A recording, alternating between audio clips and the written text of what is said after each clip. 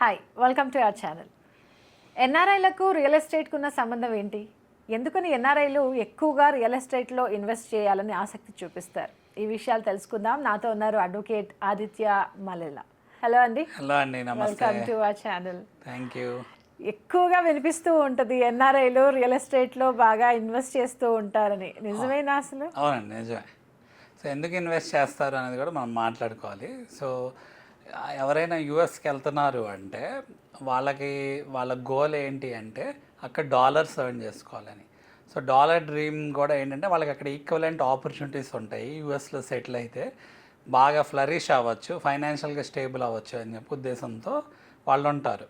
So more over మనం అంటే previous statistics history తీసుకుంటే మన వాళ్ళు ఇప్పుడే కాదు కదా, చాలామంది చాలా ఏళ్ళ నుంచి మైగ్రేట్ అవుతున్నారు. సో మైగ్రేట్ అయ్యి సో వాళ్ళు ఏంటంటే ఆల్రెడీ సిటిజన్షిప్ వచ్చేసి లేకపోతే గ్రీన్ కార్డ్ వచ్చి అక్కడ సెటిల్ అయిపోయిన వాళ్ళు ఉంటారు.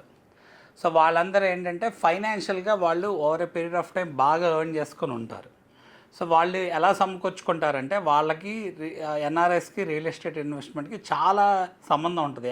ఎంత సంబంధం ఉంటుందంటే మనం చూడండి, మనకి హైదరాబాద్ ఎలా గ్రో అవుతూ వచ్చింది మన తెలంగాణలో తీసుకుంటే, లేదా మన తెలుగు స్టేట్స్ తీసుకోండి. లైక్ లెట్స్ ఏ పెట్టుబడులు అనేది most of the time real estate పరంగా చూసుకుంటే అన్ని రాష్ట్రాలు, ఇప్పుడు అమరావతి ఆంధ్రప్రదేశ్లో అవనండి, లేకపోతే వైజాగ్లో అవనండి, సో లేకపోతే విజయవాడ గుంటూరు ఇలాంటి ఏరియాస్లో అవనండి. సో ఇలా అన్ని ఏరియాస్ మనం చూసుకుంటే రియల్ ఎస్టేట్ ఇన్వెస్ట్మెంట్లో ఎన్ఆర్ఐస్ది చాలా ఇంపార్టెంట్ రోల్ ప్లే చేస్తారు.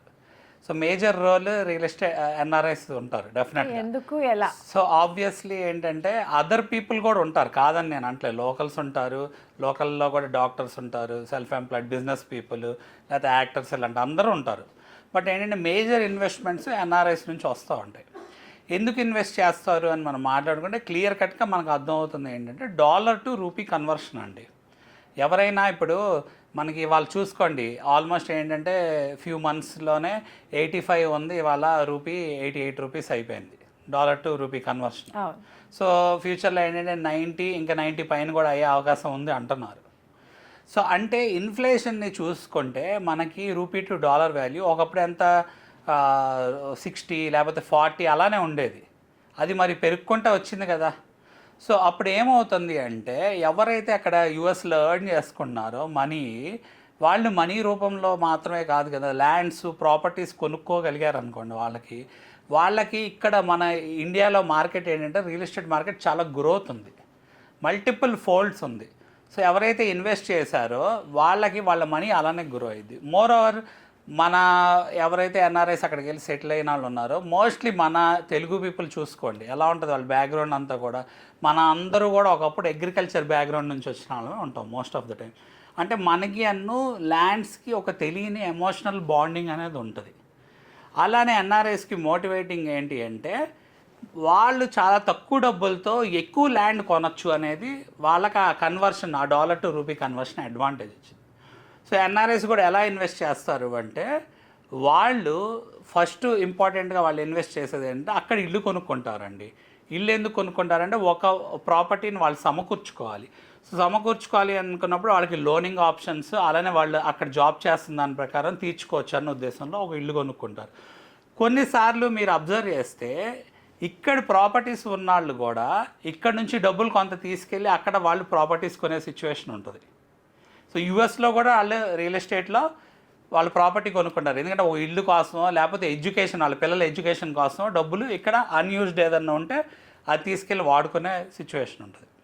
లేకపోతే ఎన్ఆర్ఐస్ ఏం చేస్తారు, అక్కడ 1 or 2 ప్రాపర్టీస్ లైక్ హౌస్ కానీ లేకపోతే రెంటల్ ప్రాపర్టీ కానీ కొనుక్కొని మిగతా మనీ వాళ్ళకి ఏంటంటే సఫిషియెంట్గా ఫైనాన్షియల్ స్టేబుల్గా ఉంటే వాళ్ళ పిల్లల ఎడ్యుకేషన్ అది కాకుండా వాళ్ళు ఇండియాలో ఇన్వెస్ట్ చేస్తారు. ఇండియాలో ఎందుకు ఇన్వెస్ట్ చేస్తున్నారంటే మనకి గ్రీన్ కార్డ్ హోల్డర్స్ కానీ సిటిజన్స్ కానీ most of the time we see them travelling between India and US all the time.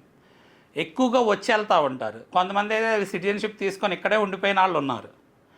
కానీ గ్రీన్ కార్డ్ హోల్డర్స్ ఏంటంటే వాళ్ళ స్టేటస్ మెయింటైన్ చేయాలి. ఈయన గివెన్ ఇయర్ ప్రతి 6 monthsలో అట్లీస్ట్ 1 month అయినా వాళ్ళు ట్రావెల్ చేయాలి, అక్కడ ఉండాలి అని చూపించుకోగలరు. లేదా ఏంటంటే వాళ్ళు గ్రీన్ కార్డ్ స్టేటస్ అడుగుతారు కదా, మీరేంటి అసలు పర్మనెంట్ రెసిడెంట్ అయ్యి ఉండి అసలు ఇక్కడ ఉండట్లేదు కదా, గ్రీన్ కార్డ్ని మీరు యూజ్ చేసుకోవట్లేదు కదా, క్వశ్చనింగ్ వస్తుంది. రెన్యువల్ కూడా ఉంటుంది కదా. అవును, రెన్యువల్ ఉంటుంది. సో 10 yearsకి ఒకసారి రెన్యూ చేసుకోవాలి దాన్ని. సో దీన్ని బేస్ చేసుకొని వాళ్ళు ఇన్వెస్ట్మెంట్స్ అనేది ఈ ఇండియాలో కూడా ఒక ప్రాపర్టీ మీద ఇన్వెస్ట్ చేస్తారు.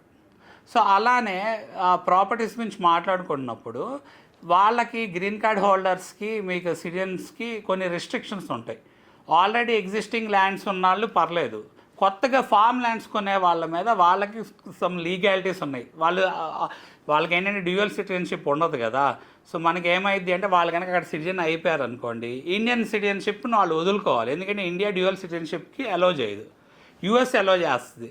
అలో చేసినా వీళ్ళు ఇండియా అలో చేయదు కాబట్టి ఒక సిటిజన్షిప్పే తీసుకోవాలి. అందుకని చాలామంది కొంతమంది గ్రీన్ కార్డ్ హోల్డర్స్ కానీ ఉంటారు, స్పౌస్లో ఒకళ్ళు గ్రీన్ కార్డ్ హోల్డర్కి ఉంటారు, ఒకళ్ళు సిటిజన్ అవుతారు అనమాట. అంటే కన్వీనియన్స్ని ఎలా వాడుకోవాలి, ఈ ప్రాపర్టీస్కి రిలేటెడ్ ట్రాన్సాక్షన్స్ డబ్బులు ఎలా వాడుకోవాలి, లేకపోతే ఇన్వెస్ట్ చేసిన డబ్బుల్ని రీపాట్రియేట్ చేసుకోవాలన్నా, లేకపోతే ఏంటంటే గిఫ్ట్ ద్వారా ఏదైనా డబ్బులు ఇస్తే ఆ ట్రాన్సాక్షన్స్ చేయాలన్నా వాళ్ళకి separate taxation rules and regulations ఉంటాయి, ప్లస్ దాని మీద లీగాలిటీస్ ఉంటాయి. అందుకే మోస్ట్ ఆఫ్ ద టైం వీళ్ళు ఏం చేస్తారంటే వీళ్ళు ఇల్లు హౌసింగ్ ప్రాపర్టీస్, కమర్షియల్ ప్రాపర్టీస్ ఇలాంటి వాటి మీద ఇన్వెస్ట్ చేస్తూ ఉంటారు. అలానే ఇన్వెస్ట్ చేసినాక కూడా మనకి ఇండియాలో ఏంటి అంటే మార్కెట్ ఎలా ఉంటుందంటే గవర్నమెంట్ వాల్యూ ఒక రేట్ ఉంటుంది, ప్రైవేట్ వాల్యూ ఒక రేట్ ఉంటుంది. సో వాళ్ళకి అక్కడ వచ్చే ఛాలెంజ్ ఏంటి, ఆ డబ్బుల్ని ఎలా వాళ్ళు మళ్ళీ ఒకవేళ తీసుకెళ్ళి వాడుకోవాలి అంటే ఎలా తీసుకెళ్ళాలి అనేది కూడా వాళ్ళకి ఇంపార్టెంట్ సబ్జెక్ట్. అందుకని వాళ్ళు దాన్ని క్లాసిఫికేషన్ చూసుకుంటారు.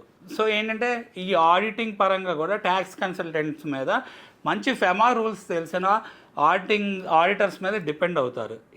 ఎందుకంటే ఎన్ఆర్ఓ అకౌంట్స్ ద్వారా కొన్ని ఎగ్జంప్షన్స్ వాళ్ళకి వస్తాయి. ఏంటంటే ఇన్ గివెన్ ఇయర్ $1 million వరకు తీసుకెళ్లాలన్న రీపాట్రియేషన్ ఫండ్స్ ద్వారా కొన్ని ఫామ్స్ ఇచ్చి వాళ్ళు డిక్లేర్ చేసి తీసుకెళ్ళచ్చు. లేకపోతే ఏంటంటే ఆర్బీఐ గైడ్లైన్స్లో ఏంటంటే $250,000 వరకే తీసుకెళ్ళాలి ఇన్ ఫైనాన్షియల్ ఇయర్ అన్న రెస్ట్రిక్షన్స్ ఉంటుంది. అప్పుడు వాళ్ళు ఏం చేస్తారంటే they will make use of financial year starting, అదే ఫైనాన్షియల్ ఇయర్ ఎండింగ్ మార్చ్, మళ్ళీ ఫైనాన్షియల్ ఇయర్ స్టార్టింగ్ ప్లస్ వాళ్ళ స్పౌస్ ఒక అకౌంట్, ఇలా చిల్డ్రన్ ఒక అకౌంట్ని యూజ్ చేసుకొని వాళ్ళు తీసుకెళ్ళచ్చు. మోస్ట్లీ ఇప్పుడు వచ్చే ఛాలెంజ్ ఏంటి, ఎన్ఆర్ఐస్ అందరికీ రియల్ ఎస్టేట్లో ఇన్వెస్ట్ చేయడంతో పాటు వాళ్ళ ఇమిగ్రేషన్ గోల్ అనేది వాళ్ళకి ఛాలెంజింగ్గా మారుతుంది.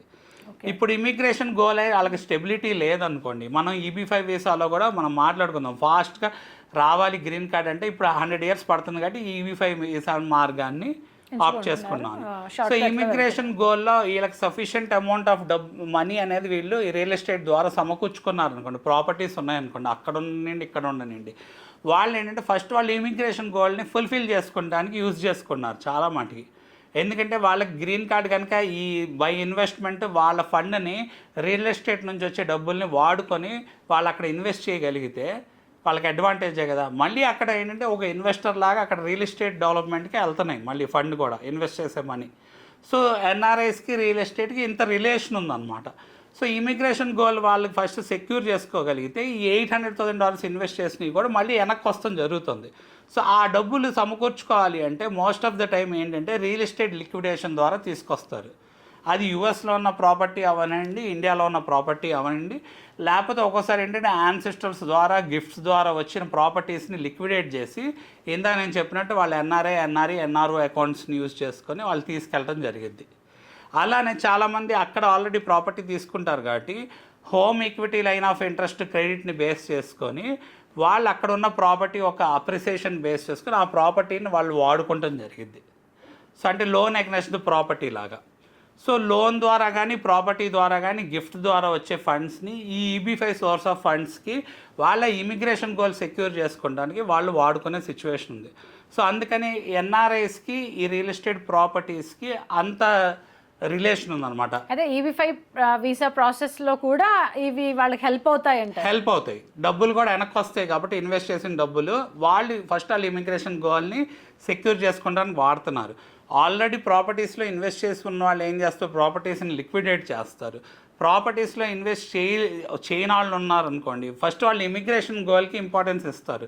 లేకపోతే ఇండియాలో అన్యూజ్డ్ ప్రాపర్టీస్ ఉన్నాయనుకోండి, ఇప్పుడు చాలామంది పేరెంట్స్ ఇక్కడే ఉంటారు, మరి మాకు చాలా ఆస్తులు ఉన్నాయి అంటారు, బట్ వాళ్ళ పిల్లలు ఏంటంటే యూఎస్లోనే సెటిల్ అవ్వాలనుకుంటారు. మరి డబ్బులు అప్పుడు ఏం చేస్తారు, ఇక్కడ నుంచే తీసుకెళ్తారు కదా, అది ఇమిగ్రేషన్కైనా వాడుకోవచ్చు, లేకపోతే వాళ్ళు ప్రాపర్టీ కొనుక్కోవడానికైనా వాడుకోవచ్చు, లేకపోతే పిల్లల ఎడ్యుకేషన్కైనా వాడుకోవచ్చు. సో అలా వాళ్ళు మోస్ట్ ఆఫ్ ద టైం ఏంటంటే వచ్చే డబ్బులు డాలర్ టు రూపీ కన్వర్షనే కాబట్టి వాళ్ళకి మల్టిపుల్ ఫోల్డ్స్ ఆఫ్ అడ్వాంటేజ్ తీసుకోవాలి అంటే వాళ్ళు వెళ్ళిన దగ్గర నుంచి డాలర్ సంపాదించుకున్నాయి వాళ్ళ యూసేజ్తో పాటు ఈ రియల్ ఎస్టేట్లో ప్రాపర్టీస్ ఇండియాలో కానీ యుఎస్లో కానీ ప్రాపర్టీ కొనుక్కోవడానికి ఇంట్రెస్ట్ చూపిస్తారు. దానివల్ల వాళ్ళకి అప్రిసియేషన్ బాగుంటుంది. అయితే ఆదిత్య గారు, ఇప్పుడు ఈ EB-5 వీసాకి సంబంధించి మనం చూస్తున్న ప్రేక్షకులు ఎవరైతే ఉన్నారో మిమ్మల్ని కాంటాక్ట్ చేయాలి, మాకు చాలా డౌట్స్ ఉన్నాయి, క్లారిఫై చేసుకోవాలి అంటే ఎలా మిమ్మల్ని సంప్రదించాలి? సో మా ఆర్గనైజేషన్ వచ్చి మల్లెలా గ్లోబల్ ఆర్గనైజేషన్ అండి. నా ఫోన్ నెంబర్ వచ్చేసి 7416871381. సో ఎవరన్నా నాకు EB-5 వీసా చేసుకోవాలి, నాకు గ్రీన్ కార్డ్ ఫాస్ట్గా రావాలన్న వాళ్ళు నన్ను కాంటాక్ట్ చేయొచ్చు. అయితే కాంటాక్ట్ చేసేవాళ్ళు ఫస్ట్ నాకు నా ఏదైతే నెంబర్ చెప్పానో ఫోన్ నెంబరు, దానికి వాట్సాప్లో వాళ్ళ పేరు, వాళ్ళ ఈమెయిల్ ఐడి, వాళ్ళ ఫోన్ నెంబరు, వాళ్ళ వీసా స్టేటస్ ఏంటి, వాళ్ళు ఇండియాలో ఉన్నారా యూఎస్లో ఉన్నారా, వాళ్ళు మ్యారీడా అన్మ్యారీడా, వాళ్ళకి చిల్డ్రన్ ఉన్నారా, ప్లస్ ఏంటంటే వాళ్ళకి ఈ సోర్స్ ఆఫ్ ఫండ్స్ ఎలా లిక్విడేట్ చేద్దాం అనుకున్నారు అనేది బ్రీఫ్గా వాళ్ళు ఫస్ట్ టెక్స్ట్ చేసి తర్వాత నాకు కాల్ చేస్తే వాళ్ళకి ఏంటంటే వాట్సాప్ టెక్స్ట్లో నేను వాళ్ళకి అపాయింట్మెంట్ ఇవ్వటం జరిగిద్ది. అపాయింట్మెంట్ ఇచ్చి ఫోన్ ద్వారా కొంత బ్రీఫింగ్ ఇస్తాం జరిగిద్ది. ఆ బ్రీఫింగ్లో ఏంటి అంటే కొంత క్లారిటీ వచ్చింది. ఎప్పుడైతే ముందుకు వెళ్తున్నామో వాళ్ళకి కన్సర్న్ నా ఒక అడ్వకసీ స్కిల్స్ని యూజ్ చేసుకొని అలానే యుఎస్ అటార్నీస్ ద్వారా వాళ్ళకి ఎలా డాక్యుమెంటేషన్ చేసుకోవాలి, EB-5 సోర్స్ ఆఫ్ ఫండ్స్కి మీ ఫండ్స్ ఎలా క్లాసిఫై అవుతాయి అనేది కూడా కన్సల్టేషన్ ఇవ్వటం జరిగింది. ప్లస్ వీళ్ళకి ప్రాజెక్ట్ ప్రజెంటేషన్స్ ఏవైతే ఉన్నాయో అవి కూడా చూపించడం జరిగింది. అంటే మీ డబ్బులు ఎక్కడికి వెళ్తాయి, ఎలా సేఫ్టీగా ఉంటాయి, సెక్యూర్డ్గా ఉంది, ఇవన్నీ కూడా జూమ్ కాల్లో చూపించడం జరిగింది. అలానే కొన్నిసార్లు డైరెక్ట్గా కూడా చూపించడం జరిగింది. ఎందుకంటే క్లయింట్స్ అనేవాళ్ళు ఆల్ అక్రాస్ డిఫరెంట్ కంట్రీస్ నుంచి కాల్ చేస్తూ ఉంటారు, డిఫరెంట్ ప్లేసెస్ నుంచి కాల్ చేస్తూ ఉంటారు. కాబట్టి ఆంధ్ర తెలంగాణలో నేను పాయింట్ ఆఫ్ కాంటాక్ట్ మన తెలుగు పీపుల్కి ఎప్పుడు మీరు వాట్సాప్ కనుక చేయగలిగితే మీ ఇన్ఫర్మేషన్తో ఎప్పుడు అవైలబుల్గా ఉంటాను. రైట్ అండి, thanks for joining. Thank you అండి. ఏంటి అలాగే నిలిచిపోయావు? గోల్డ్, డైమండ్, సిల్వర్ రేట్ ఇలా ఉంటే ఇలా నిలిచిపోకుండా ఎలా ఉండేది? మన కంట్రోల్లో లేని దాని గురించి ఫీల్ చెయ్యకు. ప్రజలకు మనం ఏం చేయగలమో ఆలోచించు గురు. తగ్గింపు ధమాకా. అన్ని బంగారు నగలపై లలిత వారి మార్కెట్లోనే తక్కువ తరుగులో ఇంకా 1% తగ్గింపు ఇద్దాం. ఓకే, వజ్రాభరణాలకు క్యారెట్కు 5000 రూపీస్ తగ్గింపు ఇద్దాం. నన్ను మర్చిపోయారే, వెండిలో కూడా తగ్గింపు ఇద్దాం. తగ్గింపు ధమాకా.